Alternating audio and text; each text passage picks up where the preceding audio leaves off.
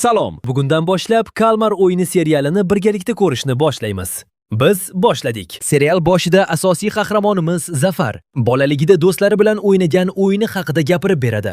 Bunda qoida oddiy. Bolalar ikki guruhga bo'linib, yerga chizilgan kalmar shaklidagi maydonchada bir-birini ayamay tutib, yiqitib bo'lsa ham g'alaba qozonishi kerak edi. O'shanda u xuddi butun dunyoga egalik qilgandek xursand edi. Lekin vaqt o'tib, hozirda Zafar yoshi 40 dan oshgan, hali ham onasining nafaqasiga qarab o'tiradigan, qarzga botgan va ot poygasiga mukkasidan ketgan haqiqiy so'tak edi. Nonushta paytida onasi unga "Bugun qizingni tug'ilgan kuni.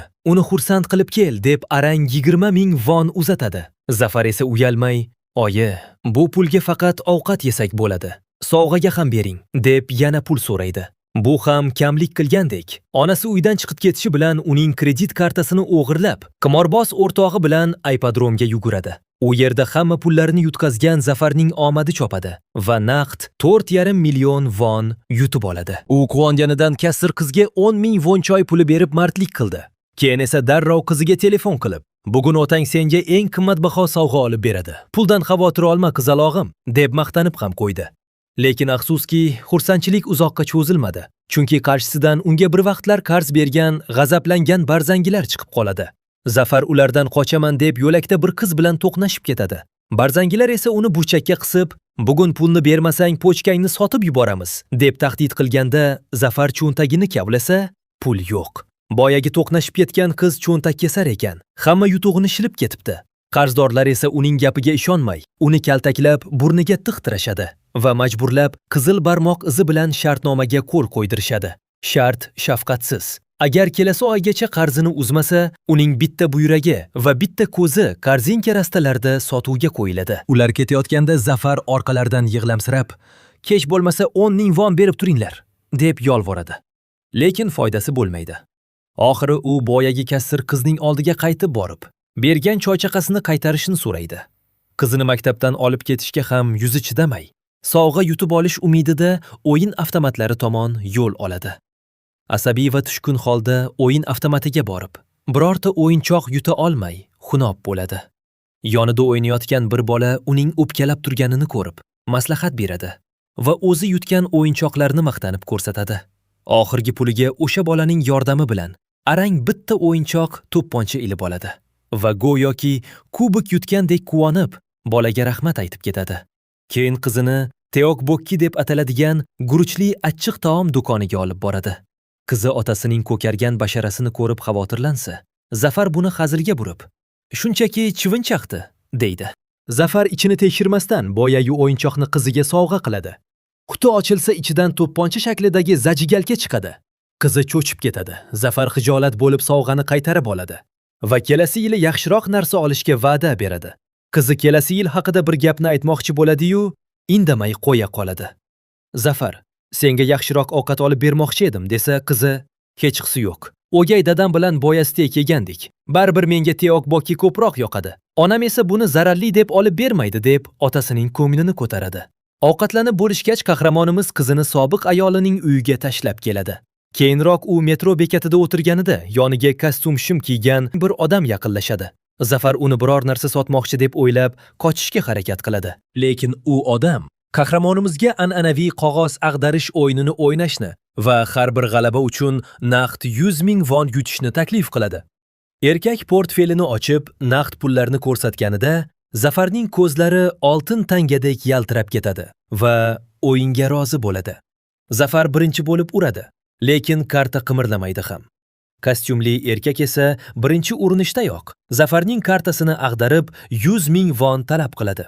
Zafar puli yo'qligini aytib surmoqchi bo'lganida esa, haligi odam "Pul o'rniga har bir yutqazganingizda bir tarsaki ursam ham bo'ladi" deydi. Naqd pulsiz ham o'ynash mumkinligini bilgach, Zafar jon deb yana o'yinni davom etadi. Shunday qilib u ketma-ket yutqazib, shapaloq yeyishni boshlaydi, lekin to'xtamaydi. Oxir oqibat Zafar bitta raundda yutib oladi va xursandligidan shartni unutib, "Qani, endi navbat meniki.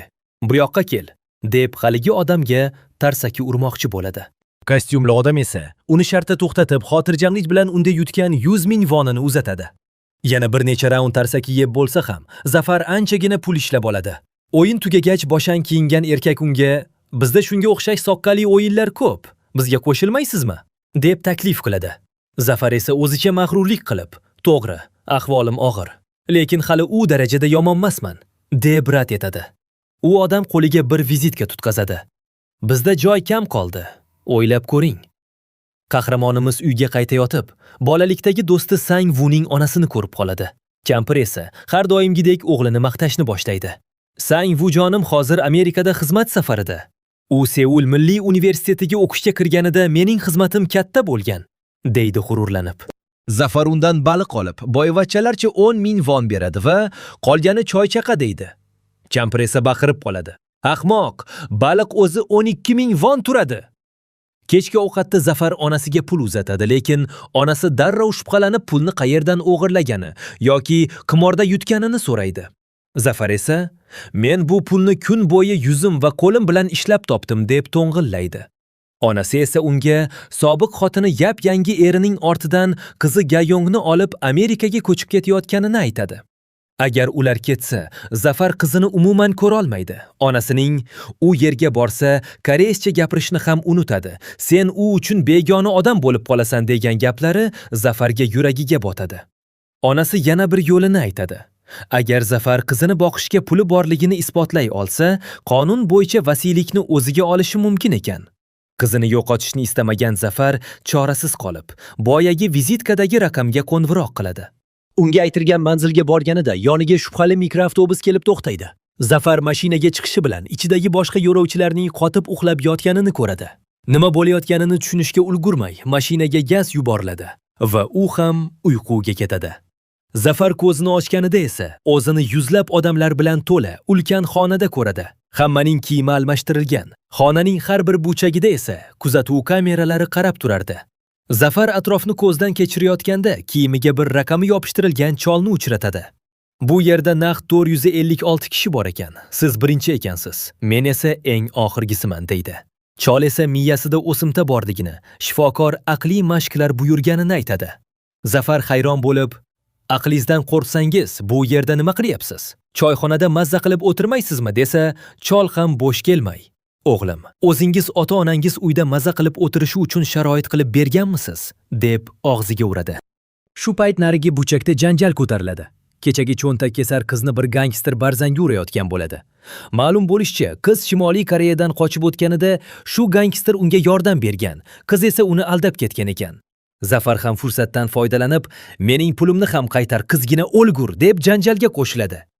Vaziyat ur-to'polon bo'lib ketayotganda, xonaga pushti kombinezon va yuziga niqob yopgan xodimlar kirib keladi. Ular 6 kun davomida 6 ta o'yin bo'lishini va yutganlar ulkan pul mukofoti olishini e'lon qiladi. Shu payt o'yinchilar orasidan Zafarning bolalikdagi do'sti Sang Vu chiqib qoladi. Sang Vu aqllilik qilib, "Bizni gaz bilan zaharlab olib kelgandan keyin sizlarga qanday ishonamiz?" deb po'pisa qiladi. Lekin yuziga kvadrat chizilgan soqchi darrov Sang Vuning hamma sirlarini ochib tashlaydi. U mijozlarning pullarini yashirincha qimor bozorlariga tikib, naqd 650 million von qarzga botgan ekan. Zafar buni eshitib shokda qoladi, chunki onasi uni Amerikada yuribdi degandida. Soqchilar hamma qarzga botganini, ko'chada tilanchi bo'lib yurganidan ko'ra, bu yerda oxirgi imkoniyatdan foydalanish yaxshiligini aytishadi. Shu payt shiftdan ulkan shisha idish tushadi va har bir o'yindan keyin uni ichi pul qo'shilishi aytiladi. Pulni ko'rgan ochko'z qatnashchilar esa qolishga qaror qilishadi va 3 ta g'alati qoidaga ega shartnomani imzolashadi. Birinchidan, o'yinni o'zboshimchalik bilan to'xtatish mumkin emas. Ikkinchidan, o'ynashdan bosh tortganlar yo'q qilinadi. Uchinchidan, o'yin faqat ko'pchilik ovoz bersagina tugatiladi. Hamma imzo chekkach, ularni bolalar bog'chasini eslatuvchi yorqin rangli g'alati yo'laklardan olib o'tishadi. Yo'l-yo'lakay hammani suratga olishadi. Kuzatuv xonasida esa qora niqob kiygan sirli boshliq monitorlar orqali ularni tomosha qilib o'tirardi. Ishtirokchilarni ulkan va qo'rqinchli qo'g'irchoq haykal turgan maydonga olib chiqishdi. Zafar fursatdan foydalanib Sang Vudan "Onangga nega Amerikadaman deb aldading, so'tak?" deb so'raydi. Sang Vuning esa dardi ichida gaplashgisi kelmadi. Shu payt frontman tepadagi xonada chiroyli qilib jaz musiqasini qo'yib, choyni xo'plab, o'yinni kuzata boshladi. Birinchi o'yin o'zimizning oq terakmi ko'k terakning vahshiyroq varianti. Qizil chiroq, yashil chiroq ekan. Shart esa oddiy. 5 daqiqada marraga yetish kerak. Haykal orqasini o'girib gapirganida yurish mumkin. Oldinga o'girilganda esa qotish kerak. Sal qimirlagan odam o'yindan chiqadi. O'yin xotirjamlik bilan boshlandi, lekin bitta ishtirokchini hammaning ko'z o'ngida tinchitishganidan keyin tupoy odamlarga yetib bordi. Sherigi uni hazillashyapti deb o'ylab, "Bo'ldi qil, aktyorlikni bas qil", dedi-yu, jasadni ko'rib birinchilardan bo'lib qo'rquvdan orqaga qarab qochdi. Shunda uni ham tinchitishdi. Maydonda dahshatli vahima boshlandi. Hamma har tomonga chopdi. Haykal esa qimirlagan zotni bitta-bitta terib oldi. Maydon birpasda qushxonaga aylandi. Hamma dahshatdan qotib qolgan bir paytda birinchi raqamli chol go'yo to'yga kelgandek jilmayib mazza qilib oldinga yura boshladi. Buni ko'rib qolganlar ham o'zini qo'lga oldi. Zafar qo'rquvdan qotib qolganda Sangvu unga "Birovning orqasiga yashirinib yur" deb zo'r layfhak o'rgatdi. Cho'ntakkesar qiz ham darrov o'zining sobiq xo'jayinini o'ziga qalqon qilib oldi. Marraga oz qolganda, Zafar muvozanatni yo'qotib yiqilayotganda, Ali ismli baquvvat yigit haqiqiy o'zbekona mardlik qilib, uni yoqasidan ushlab qutqarib qoldi. Yakunda Zafar, Sangvu, chol va cho'ntakkesar qiz oxirgi soniyalarda chiziqni kesib o'tib, tirik qolishdi. Maydonda qolib ketgan omadsizlarni esa soqchilar batamom tozalashdi. Tepadan ulkan tom yopildi. Ma'lum bo'lishicha, bu antiqa tomosha kimsasiz orolda bo'layotgan ekan. O'yin tugadi-yu, dahshatning kattasi keyin boshlandi. Yutqazganlar orasida hali joni uzilmaganlar ham bor ekan va soqchilar ulardan tandir somsa pishirishdi. Yotoqxonaga qaytgan 201 nafar ishtirokchining esa qo'rquvdan madori qolmagan. Zafar hayotini saqlab qolgani uchun Ali bilan Sangvuga rahmat aytdi. Shu payt xonaga qurollangan soqchilar kirib keldi. Bitta ayol ishtirokchi yig'lab, tiz cho'kib, "Uydagi chaqalog'imga hali ism ham qo'ymadim. Qo'yib yuboringlar. Qarzimni o'zim sekin-asta uzaman", deb yalinishni boshladi. Hamma unga qo'shilib dodvoy qildi. Soqchi esa xotirjamgina: "Biz sizlarga yomonlik qilmoqchi emasmiz. Shunchaki imkoniyat beryapmiz", dedi va o'yin qoidalarini eslatdi. Lekin Sangvu aqllilik qilib, shartnomaning 3-bandini eslatdi. Agar ko'pchilik istasa, o'yin to'xtatiladi, shundaymi? Soqchilar "To'g'ri" deyishdi-da. Xonaning tepasida ulkan cho'chqa shaklidagi idish tushirib, ichiga pul dastalari tashlashni boshlashdi. Har bitta yo'q qilingan odam uchun 100 million von. Hozircha kassa ichida 25,5 milliard von bor. Agar o'yini oxirigacha o'ynashsa, 45 milliard bo'ladi. Lekin bir gap bor. O'yinni hozir to'xtatishsa, nobud bo'lganlarning oilasi pul oladi-yu, tirik qolganlar uyiga bir tiyinsiz quruq qo'l bilan qaytadi. Dasta-dasta pullarni ko'rgan ishtirokchilarning ko'zlari chaqnab ketdi. Ovoz berish boshlandi. Zafar o'yin tugasin deb X'ni bosdi. Ovozlar teng kelib, hamma narsa birinchi raqamli cholga bog'liq bo'lib qoldi. Zafar bu cholning miyasida o'simtasi bor, baribir o'laman deb davom ettirsa kerak deb qo'rqandi. Lekin chol kutilmaganda o'yin tugasin deb yubordi. Hamma uy-uyiga tarqaladigan bo'ldi. Ammo soqchilar agar o'yinga yana qaytmoqchi bo'lgan ahmoqlar bo'lsa, keyinroq aloqaga chiqamiz deb eslatib o'tdi. Ertasi kuni Zafar bilan cho'ntakkesar qizni qo'l oyog'ini bog'lab, ko'chaga tashlab ketishdi. Zafar qizga "Ey so'taqo'zi, meni ham yechvor" desa qiz, "Yeksam, yana pulingizni so'raysiz" deydi. Zafar esa oxiri "Onamning nomi bilan qasam ichaman, so'ramayman" deb qutuldi-da, qiz qo'lini yechishi bilan "Pulimni qaytar" deb turib oldi. Qiz ham abjirlik bilan undan qutulib, "Onangizning qadri shunchalikmidi" deb jo'nab qoldi. Sangvu esa Ali bilan qoldi. Alining telefoni yo'qligi uchun Sangvu unga powerbank olib berib, telefonini berib turdi. Sangvuning o'ziga esa politsiyadan va qarzdorlardan tinmay xabar kelyapti. Shunga qaramay, u Aliga ovqat olib berdi va uzoqdagi uyiga piyoda ketmoqchi bo'lgan bechoraga avtobus haqi uchun pul ham qistirdi. Ali esa unga rosa duo qilib, minnatdorchilik bildirdi. Zafar esa politsiyaga bordi va bor gapni aytib berdi.